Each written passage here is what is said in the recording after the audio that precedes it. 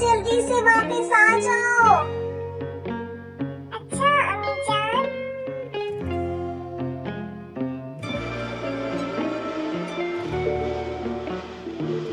टिंकू बेटा ऐसे नहीं खेलो।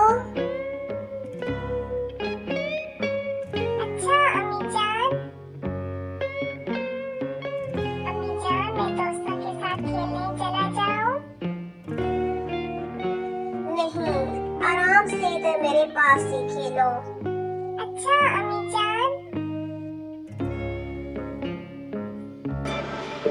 क्या टिंकू यहाँ खेलने चले?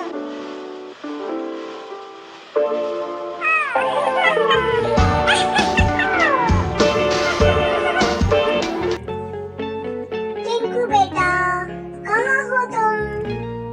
अम्मी जान मैं पानी में खेल रहा हूँ। तुम बहुत नालायक बच्चे हो, मेरी कोई बात नहीं मानते हो। अच्छा अम्मी जान, आइंदा मैं आपकी हर बात मानूंगा।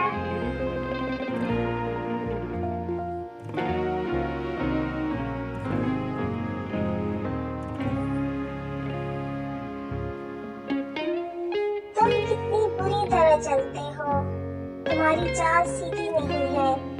देखो अपने पंजे जमीन पर मत घसीटो और अपनी टांगों को आपस में मत टकराओ।